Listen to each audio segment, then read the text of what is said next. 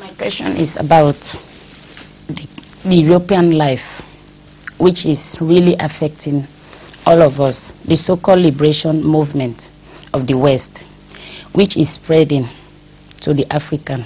And this has led to the breaking up of the traditional family. That's right.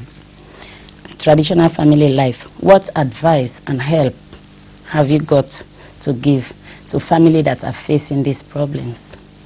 Well, the only advice I can render is to become Muslims in the true sense, both to the Muslims and non-Muslims. I will render the same advice. Islamic family system is well protected by its moral laws. And if you stick to Islamic moral laws, then it is impossible for you to be drawn into outside worldly players to a degree where the center of gravity shifts from the house to the streets, to the dancing halls and so on. Now that is the main problem. Nowadays, under the Western system of life, or Western social system, gradually and constantly, the interest of the family members is shifting from within the house to outside the house, within the home to outside the home. Practically, they are using their houses as motels nowadays. You know, they come and have a nice rest, have a good breakfast at home, and then run away, and return late at night.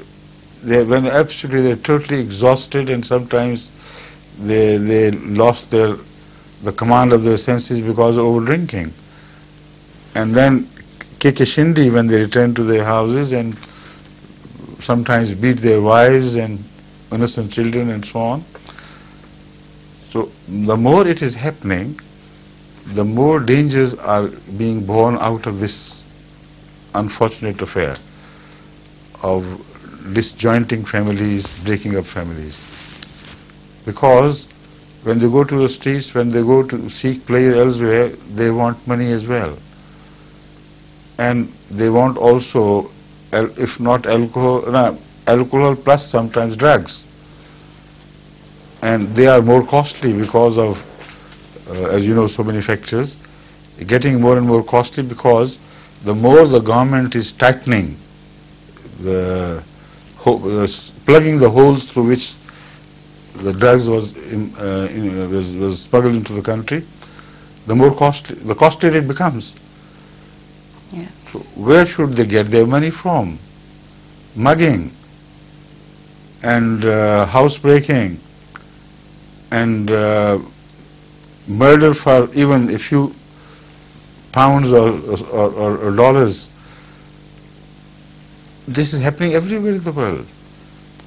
They are not disconnected phenomena. They are interrelated, dependent on each other. So one can say it's a pleasurable life to be free to walk around and see things and enjoy a cup of wine in a pub. Well, go on doing it. But what about the promiscuity which follows? What about the free-for-all in human relationship, resulting in AIDS and so many other problems, which are now in fact casting threatening shadows over many countries of Africa. Uganda has already gone under that shadow. It's like a shadow of a cloud with full of radiation. Wherever this shadow is cast, you know, the people begin to die and crumble to nothingness. So all this is a part of a system. The moment you begin to see it and realize it, you have to turn to God. There is no other way, no cheap way. You can't have it and eat it. It's not a cake like which can be had as well as eaten. You have to choose one thing. Either let yourself go into the wilderness of the worldly pleasures, or return to God and find your safe haven with Him. There is no other way. And that's what we're trying to do.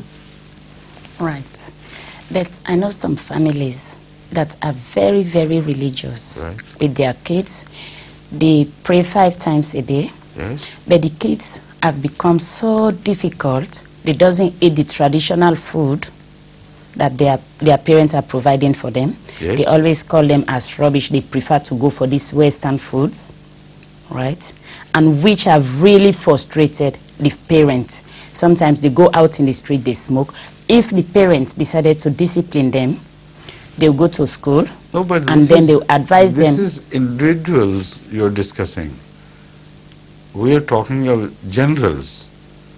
I don't know which children you're talking about, which boys or girls. About the Muslim children. There's so many Muslims in the world, belonging to so many different sects.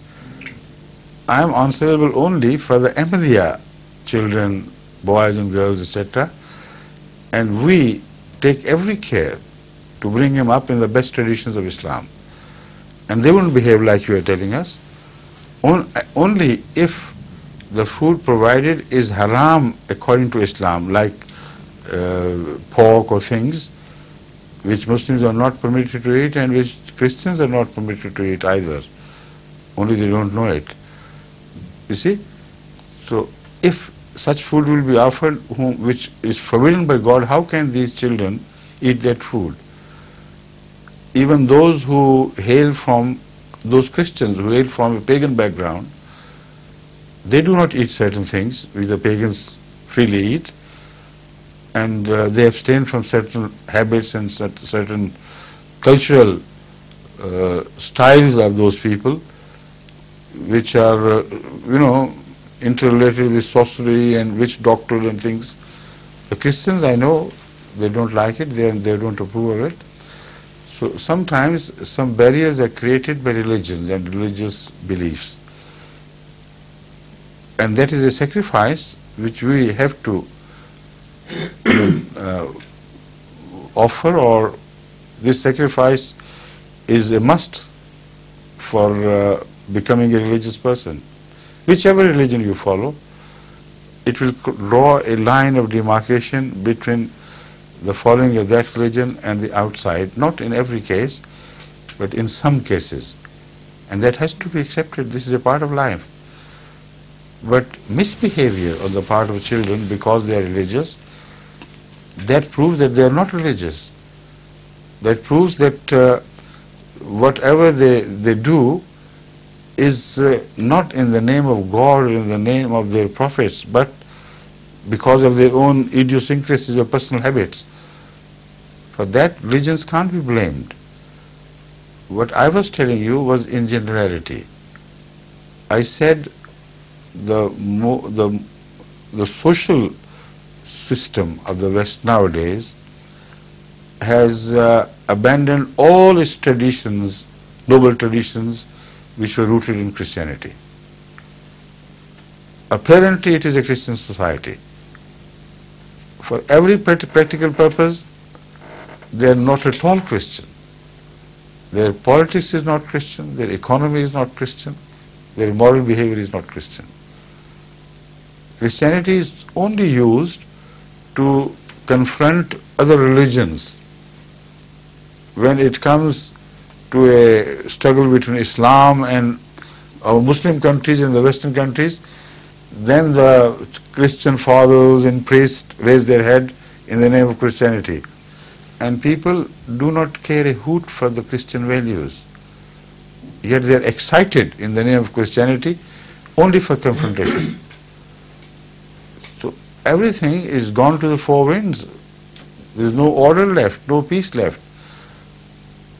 The only advice in such a chaos would be to return to order. That is, first of all, remove the hypocrisy which is unfortunately building in every person in this society today, in our society as a whole, in the world, not in the West. Everywhere man is becoming hypocritic. So you can't live with hypocrisy. So the main problem is that of hypocrisy. We say something else, we act something else, we pose to be something else, we behave something else. See, that is the main problem, unfortunately.